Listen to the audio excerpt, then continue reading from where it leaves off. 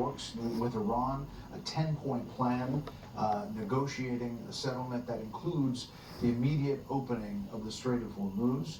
We don't know what the other 10 points include, but if it matches previous negotiations, that includes nuclear material, it includes a missile program that would not continue, and we don't know what it means for the neighbors. But this has to be a real breath of sigh of relief for Gulf Arab allies especially. Right. The president said this will be a 4 to 6 week war. We're still within that zone. He also last week reminded us all, Brett, Vietnam 19 years, Iraq War 7 or 8, World War II and Korea 3 years apiece.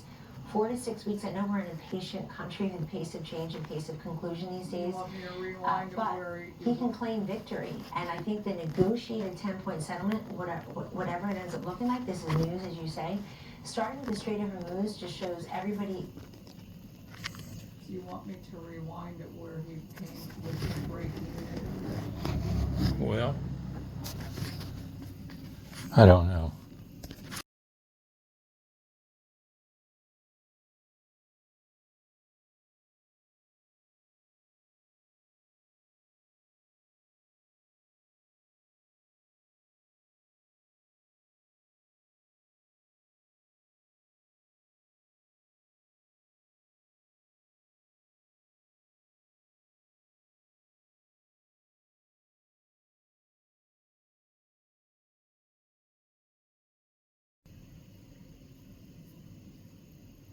News here about the war. The president has just issued a truth social from the White House saying this: based on conversations with Prime Minister Sharif and Field Marshal Munir of Pakistan, and wherein they requested that I hold off the destructive force being sent tonight to Iran and subject to the Islamic Republic of Iran, agreeing to the complete, immediate, and safe opening of the Strait of Hormuz, I agree to suspend the bombing and attack of Iran for a period of 2 weeks.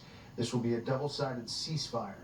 The reason for doing so is that we have already met and exceeded all military objectives and are very far along with a definitive agreement concerning long-term peace with Iran and peace in the Middle East. We received a 10-point proposal from Iran and believe it is a workable basis on which to negotiate.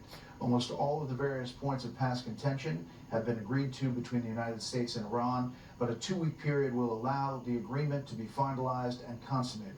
On behalf of the United States of America as president and also representing the countries of the Middle East, it is an honor to have this long-term problem close to resolution. Thank you for your attention to this matter, President Donald J. Trump. Again, just seconds ago, before the deadline for attacks on Iran tonight, and it seems like a deal is in the making.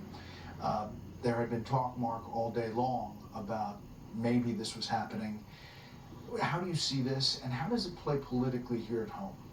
Well, I think the president had to do it if he could get terms that include an unconditional opening of the strait, which because the markets had to look at that and say. He has to do it because, look, people are, in my latest poll, 51% support the war, 54% said it was justified, but 57% said if he could get a good deal, he should take it.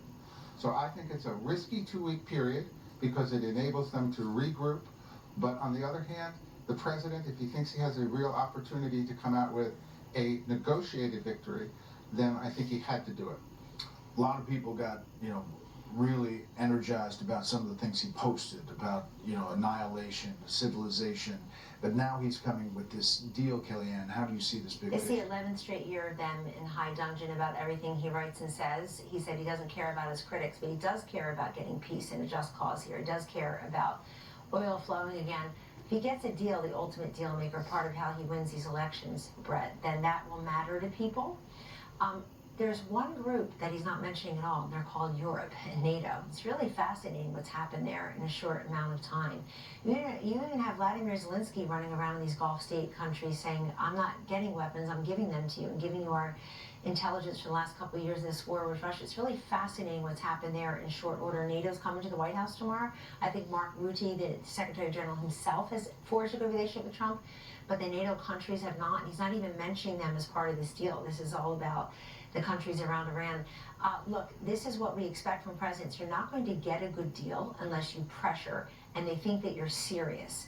And the same country that sent 155 aircraft in to rescue one of our airmen, if not two, just this past weekend, is a country that is going to do what it takes to keep everyone safe and to push back on the largest state sponsor of terror, but also to tell the people who are relying on the Strait of Hormuz, like Europe, for its energy, we need you to help as well. We just did this breakdown of how much flows through that strait. It's remarkable. Our oil does not as much, but fertilizer does. It's a big part of the world economy. Well, it's a big part of the world economy, but the U.S. could sustain a 60 or 90-day war because there's about 20 million barrels a day that we consume. $50 extra, it's about $1 billion a day. A small amount relative in a $30 trillion economy.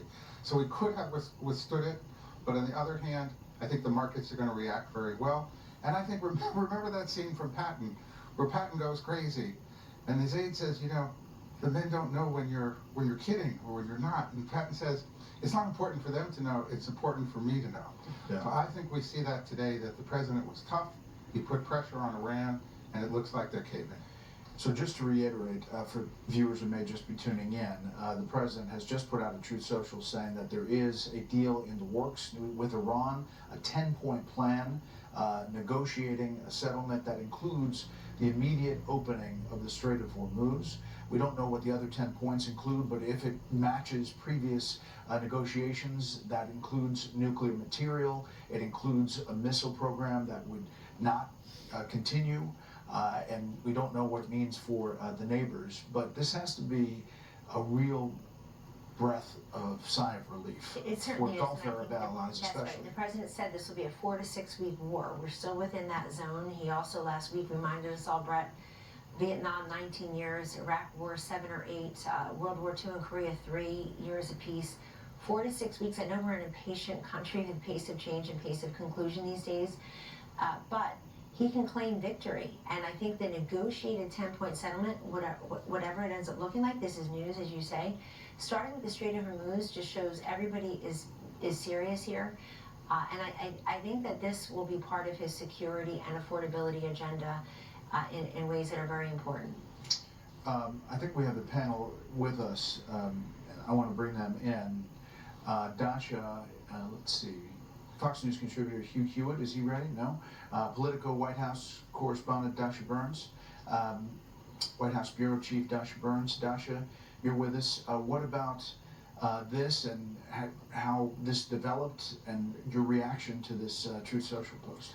Well, look, Brett, I was hearing just before I got to the studio here today that the president was very serious about the diplomatic efforts, that he felt he had the right people negotiating, that they were negotiating in good faith, both on the U.S. side and on the Iranian side, which was very different from earlier this year, just before he really started this conflict, when you had Witkoff and Kushner come back from those negotiations and say, you know what, this doesn't feel quite right.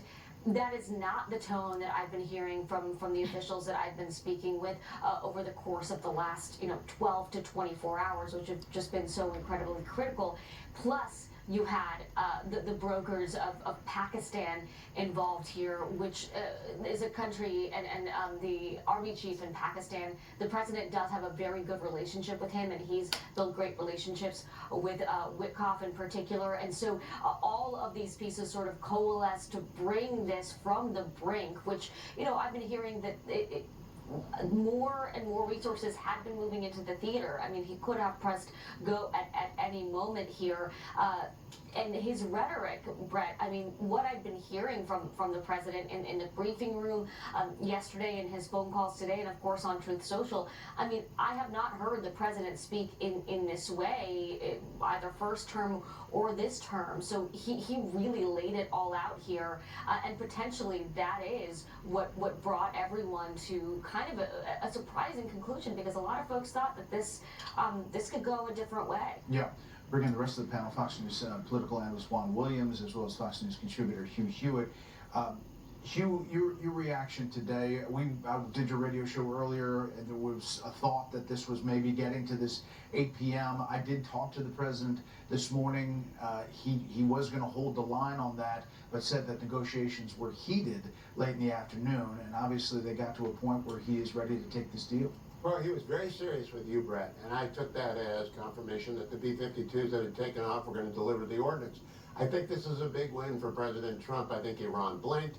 His truth post, the most recent one, says, subject to the opening of the Strait of Hormuz. If they don't open the strait, we'll be doing this again tomorrow, but if they do open the strait, big win for the president. As he said in his first post this morning, he wants the best for the people of Iran. He wants this 47-year reign of terror to be over. Looks like he won a big step today. You know, there's all this talk, Juan, about how there may not be negotiators on the other side in Iran, that this may all be made up, and this is all dragging, you know, just to make the markets feel good. This is something real that is tangible, and it looks like it's being acted on. Well, to your point about the economy, I think a lot of this, the question is, was he bluffing, the president, in talking about ending a civilization, to drive the markets and to drive down oil prices, to let them know that there was some end in sight? The market was down a little bit today. We'll see what the reaction to this is. But to the big question, you know, both on the economic front and the political front, was who was bluffing. The Iranians clearly want to prolong this war. They are losing militarily without a doubt, but they are of a mind that they are gaining some sense of resistance and pride in taking on the United States and the big military outfit. That's why the Iranians said they were going to put their civilians around their infrastructure. And the sense is that if they are able to prolong what the president had hoped would be a 2 to 3 week war, now 6 weeks, you know, now there's going to be 2 months with 2 more weeks added.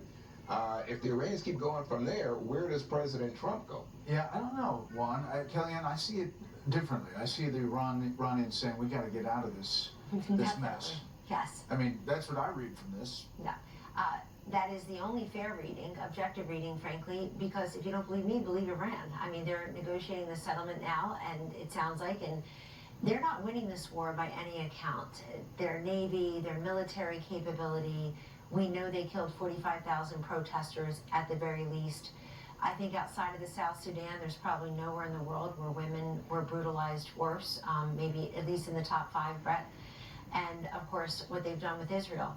But I do think it's fascinating that we're just having this realignment of geopolitics. I don't think this could have happened, let alone successfully for President Trump, had he not done the Abraham Accords and so much else with the Gulf states in the first term, had both Obama and Biden not screwed up so royally in Iran by giving them pallets of cash, by mollifying them, by not being more aggressive with Iran and allowing the JCPOA and looking the other way. And so I think this is, Iran honestly doesn't have a lot of leverage here. And we just learned that tonight. Mike Tobin, getting up in Tel Aviv, even though this is announced a double-sided ceasefire, this has not gotten word to the people firing missiles, Mike? Well, it seems that way. Just about 5 minutes from the time we got the announcement that we had that Truth Social post, and you read it on the air there, then the phone started lighting up, indicating that more missiles were inbound.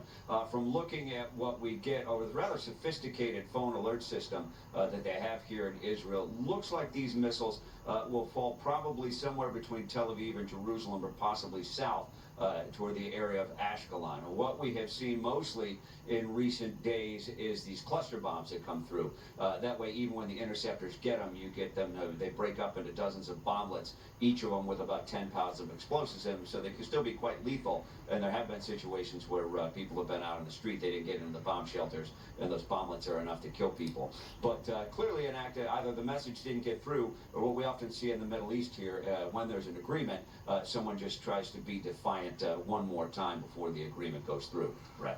Yeah, where do you think the Israelis are on all of this, as far as how involved in some of this negotiation, or where they stand about what their targeting is going to be or might not be for the next 2 weeks? Well, I think that particularly Prime Minister Netanyahu has been happy to let President Trump take the driver's seat on this one and ride shotgun.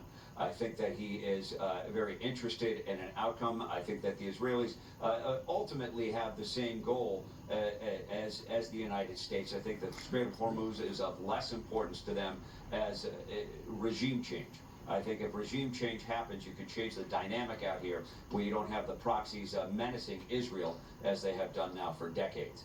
But that is their position, and we're watching the skies now out to the east to see if some of these missiles appear in the sky. As they do, the ballistic missiles, unlike the kind of things that we see fired out of Lebanon or the Gaza Strip, the ballistic missiles will appear like shooting stars in the sky when they arrive in the area. Brett. All right, Mike, we'll head back for any more breaking details out of Tel Aviv. Back to the panel. Hugh, there was a lot of reaction to the president's early Truth Social about annihilation, the wiping out of a civilization. There was all kinds of reaction and talk about that. But that forceful positioning may have gotten us to where we are here? Look, it may have worked. Number one, we don't know who is running Iran. We don't know what they read. We don't know what the Farsi translation is. But anyone in the United States who read the civilization to be destroyed as the whole people of Iran is acting in bad faith, because he said explicitly, we're bringing to an end the 47-year regime, that's the IRGC, and God bless the people of Iran. So people can act in bad faith. The president didn't. He was threatening the regime. They got the message. They begged for the ceasefire. Is there a concern, Dasha, inside the circle that giving them a ceasefire for however long, to Mark's point earlier, gives them a lifeline? I think General Keane said something similar earlier today. And how loud is that voice inside the administration? I mean, that's the challenge of this position for the president. If he were to go full force tonight, there were serious consequences and serious risks involved. There are consequences and risks to this as well. It is now a bit of a high wire act for these next 2 weeks that he has laid out, because it is all going to depend on how this ends up.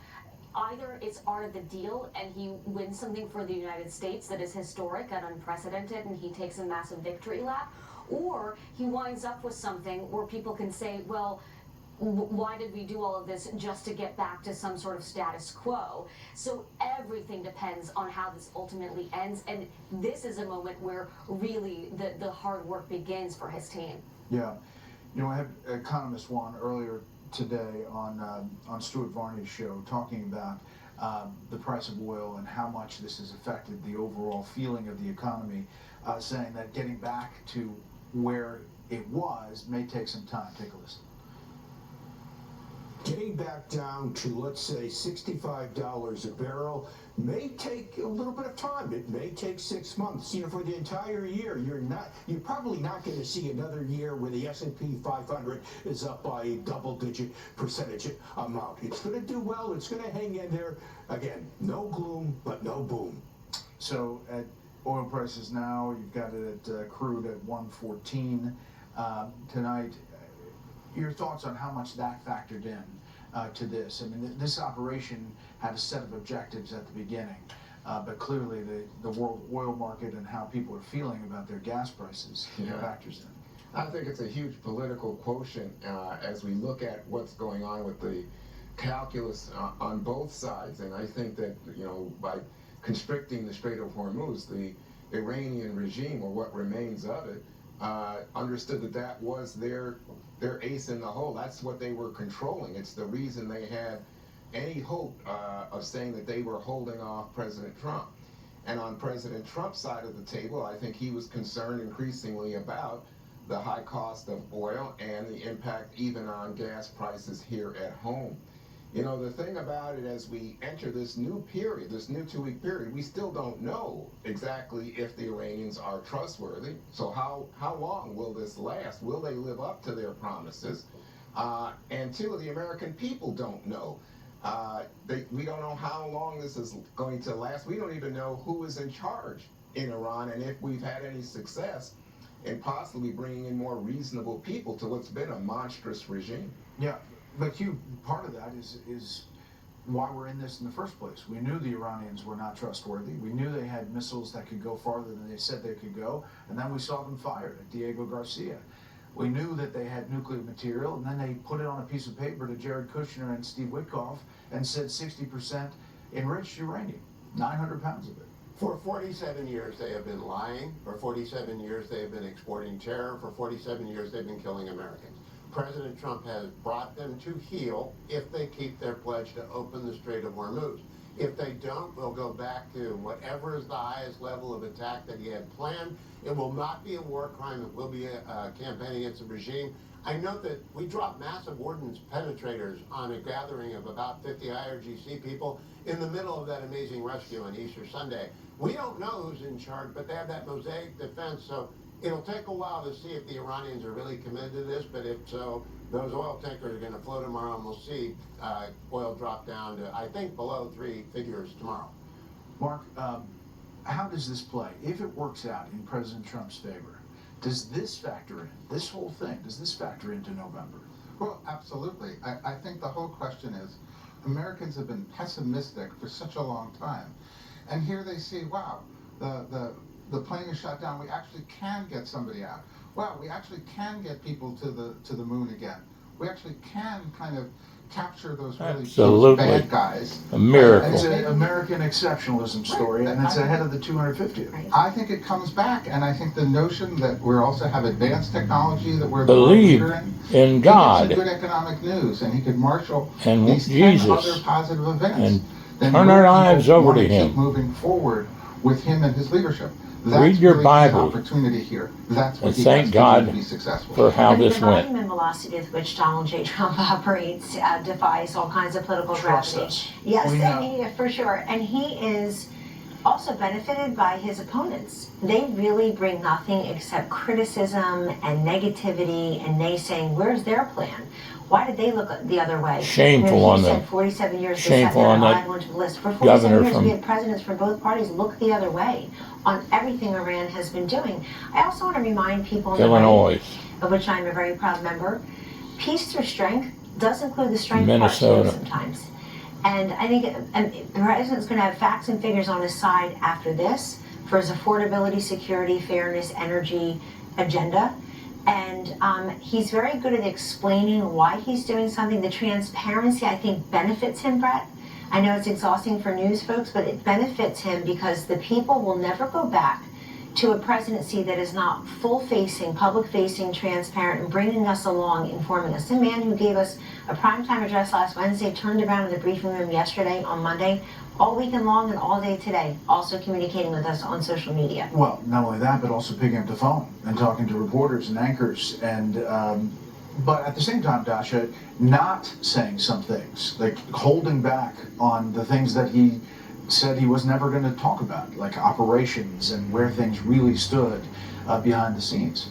Yeah, that's exactly right. And the White House has been very quiet today, and I'm told that was purposeful. The president knew the whole world was watching. White House officials were not answering a ton of questions, certainly not on the record, because they wanted to give the president that time and that space. And look, for the American people, I had been told throughout end of last year and into early this year that the White House wanted Americans to feel the benefits of the big beautiful bill right now. This is tax season. This is when they were hoping that Americans would feel what the president has been doing for the economy. This conflict has changed that calculation a little bit, and I think that's part of the reason why there's such a feeling of crunch time right now, of hoping that the American people can see how this is going to come to an end. Again, this 2 weeks now is really critical, not only for the world order, but also for folks understanding what might happen to their pocketbooks here going forward. Yeah, and let me just read a piece of this again. This is from the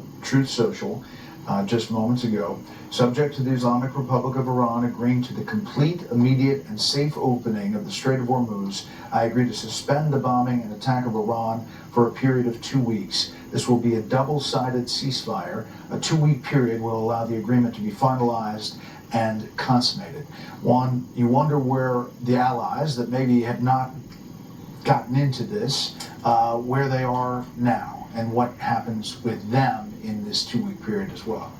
Well, it's very important because imagine if you own a boat that's going through the Strait of Hormuz. You're going to want to know that you can have some assurances that your boat's not the one that's going to get blown up, and that the Iranians are trustworthy. And so the allies, and they have much larger dependence on oil coming through that strait than the United States does, will have an additional reason to want to offer some support. But this is a tricky 2-week moment. I mean, you know, it's easy to start a war. What we're seeing is it's hell to get out. Hugh, last word.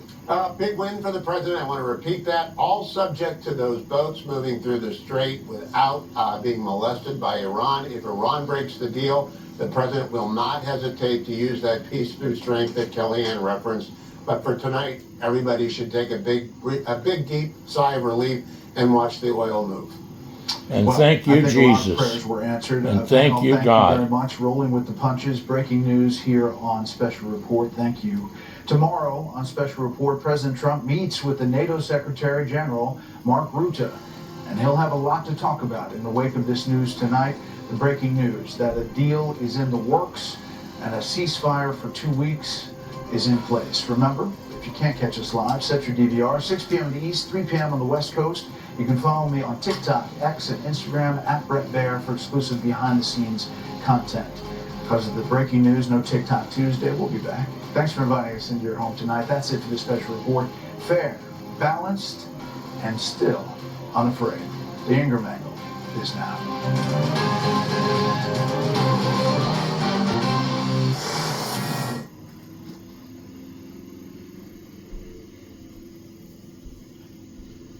Response from the Iranians by 8 o'clock tonight. I hope they make the right response. We've got tools in our toolkit that we so far haven't decided to use. The President of the United States can decide to use them, and he will decide to use them if the Iranians don't change their course of conduct.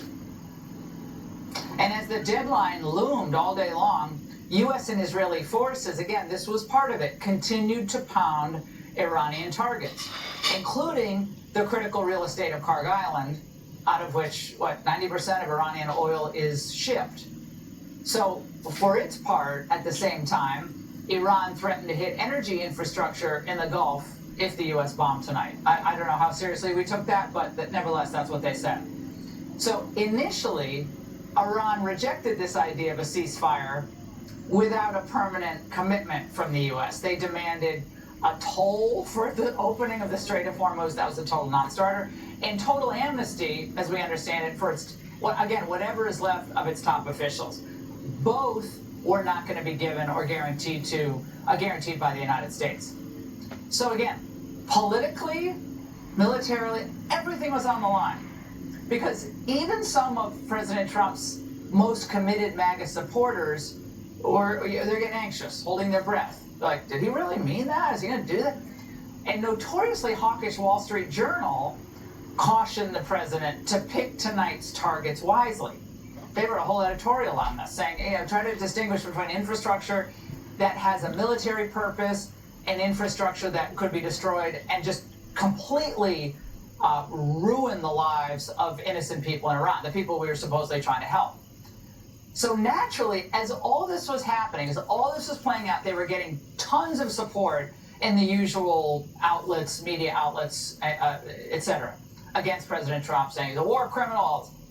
Naturally, the Democrats thought, oh, this is our opening.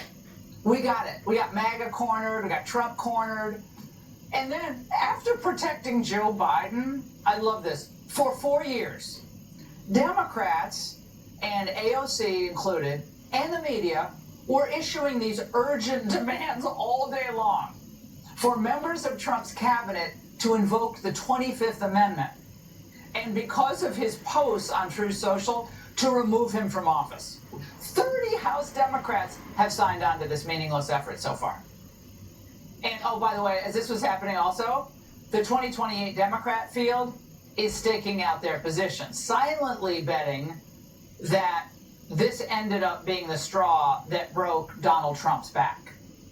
We need to be demanding that Congress convene today, that we need to be invoking the 25th Amendment. This is a very dangerous moment. These people are jokes. We have someone sad, completely shameful, unfit for office right now, sitting in the White House. We should stop an out-of-control president. Shameful. Who's causing such harm Shameful. to people. We have a completely unhinged These aren't Americans. These are heels, jackasses.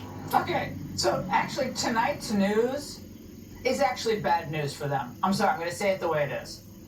They always underestimate Trump.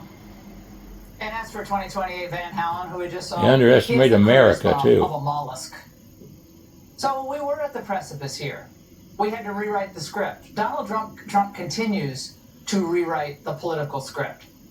Democrats believe they finally had Trump and the entire MAGA movement in a box. But once again, the last laugh will be on them. That's Here right. to break it down, retired Vice Admiral Robert Hardward, former CENTCOM commander and Navy SEAL, along with Nathan Sales, former counterterror ambassador at large during President Trump's first term. Mr. Ambassador. Now, again, just off the phone with President Trump, and then we're reading in the New York Times that the Iranian 10-point proposal includes a lifting of all sanctions placed on Iran by every American administration since George W. Bush. Now, again, we don't know where this is going to end up, but would that be something we would ever agree to? Hey, Laura, I have a hard time believing that Donald Trump would go soft on Iranian sanctions or any of the other demands that Iran has put forward in the past. Their wish list was exactly that, a fantasy wish list. They wanted us to withdraw all of our forces from the region, not going to happen. They wanted us to pay reparations for war damage, not going to happen. They wanted us to affirm that they had control legally over the Strait of Hormuz, again, dead on arrival. So the big picture here, we need to watch and see how Iran responds now. This is a great development, potentially, but the key word in the president's post was subject. This is all subject to the Iranian regime agreeing to open the Strait of Hormuz now. And then we can have negotiations about the finer points later on. Let's watch and see what Tehran does. Have they blinked, or are they going to try and weasel their way out of a commitment to open the strait? Admiral, of course the Iranian state TV is flashing comments like, Trump's humiliating retreat from anti-Iran rhetoric is just ridiculous. Trump accepts Iran's terms. Of course they're going to do that. What else are they going to say? But Admiral, given what you know now, and given what I think you got from my comments about President Trump's mood tonight, what are your takeaways? I agree with the ambassador. The number one, open up the straits. If that's accomplished and stuff starts flowing tomorrow, then it's a huge victory for the president. And I would tell you one other thing that I think is very important people overlook.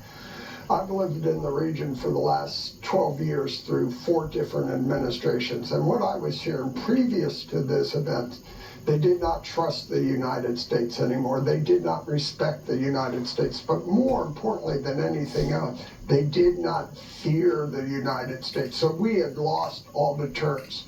The president and this administration have corrected that and changed the paradigm diametrically different. They went into Venezuela. And this president, unlike any president, is the most open, transparent, and vocal we've seen. He tells you what he's thinking, and then he does it. So he said we're going into Venezuela. He said we're going to strike Iran. He said he's going to recover our pilot. He did all those things. So that's what made this possible. The Iranians know he was going to take them to the Stone Ages. So deterrence is back on the table. And then finally, I would add, I think most importantly, based on the recovery of the pilot and what our military has done, we can do anything and everything in Iran we want to do. And the regime knows that. Their days, they were on their deathbed. If they didn't reach this agreement, they would have been gone. And that's not off the table yet. So back to the agreements.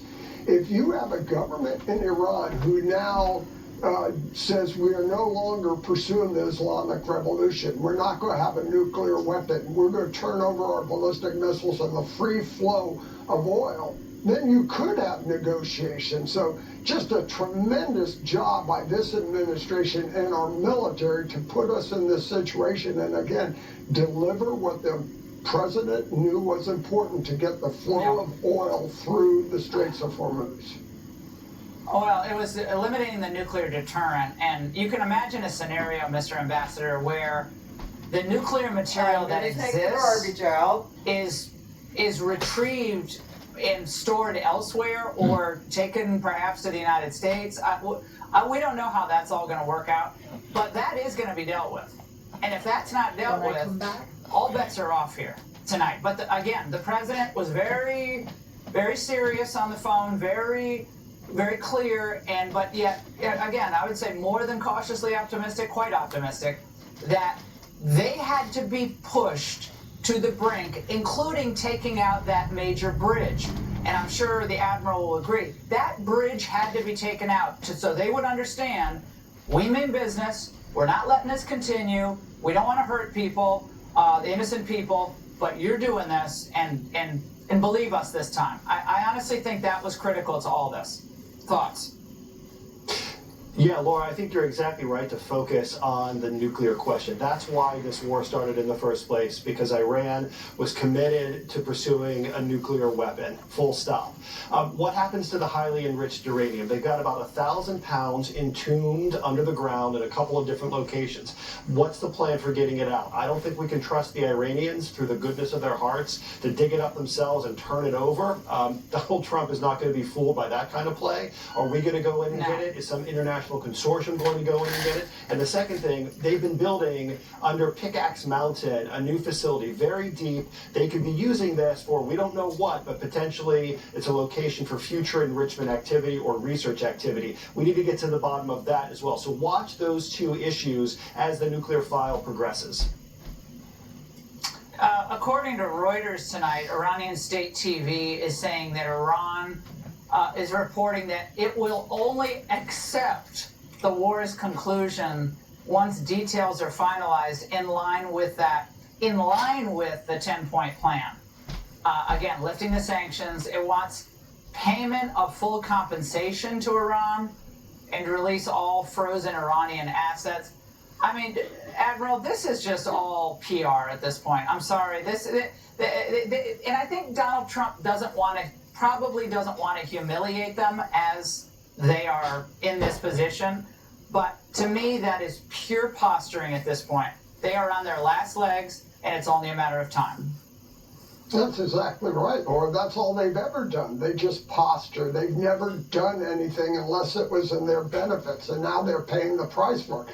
And so they've got a timeline here. We've halted. We're working these negotiations. They've got a sign on the line, and most of it is just fantasy in their line. They're not going to get reparations. They're not going to freeze assets.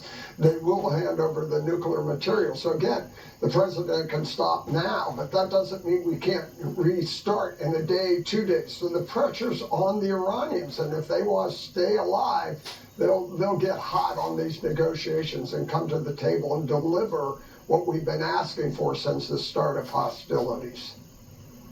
And Mr. Ambassador, I know you don't necessarily want to get political here, but I think it was important, even if people disagreed with, starting the conflict and whether it was an imminent threat, that's fine. People can disagree on that. But for America to remain united in wanting this to go our way, that is so important. And right now, you have a lot of people out there on the hard left who are sadly betting against America and hoping that this whole thing collapses tonight. That in a matter of days, we're back to square one, and it's the same brinksmanship as in the last couple of weeks. How important is it for, at this point, this administration to remain united and the political forces on Capitol Hill to set aside their political differences with Trump and all push for a good resolution here? I think unity is really important, Laura, especially in wartime. And look, let's be clear about Iran and the threat it poses to the United States. It's been at war with us for 47 years, ever since the Islamic Revolution in 1979.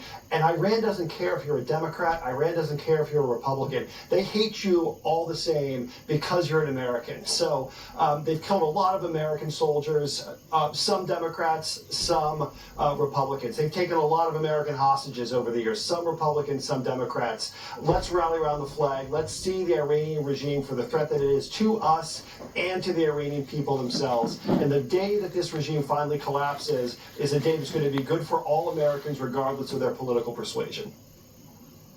Admiral, Mr. Ambassador, both of you, thank you very much tonight. All right, again, if you're just joining us, President Trump has announced tonight via Truth Social that he has paused strikes on Iran for 2 weeks. After announcing he reached a double-sided ceasefire deal with Iran. Fox News senior correspondent Mike Tobin is live from Tel Aviv. Mike, we've been unpacking what we know so far. I spoke with the president about 28 minutes ago. What are you hearing from the region? Well, the Israelis, for what they know so far with the details in this 2-week delay in the war, they're not too happy with the details, but they say it's President Trump's decision to make. The Iranian response was to fire another missile at Israel. It wasn't 5 minutes from the time that Truth Social post went up that our phones lit up with another incoming missile. This missile was intercepted over Jerusalem. The shrapnel came down. We've got no word of any injuries. It should be noted that word had gone out through the IDF that we should anticipate a lot of missile fire tonight, and they have not taken that down yet. So that's a situation right now. Sometimes we see here in the Middle East that they will fire one just to be defiant at the end, but it's also possible that word hadn't gotten out to the rocket crew. Laura? Mike, so your view is that Israel was not involved in this at all, and that they're unhappy with this, perhaps? What they say is they're not happy with the details, but they do say it's President Trump's decision to make. Okay. Well, we'll be following it. Mike, thank you very much. Stay safe as always, my friend. And coming up, new details on Iran's reaction to this ceasefire, plus which U.S. adversary is stepping up to help Iran. Next.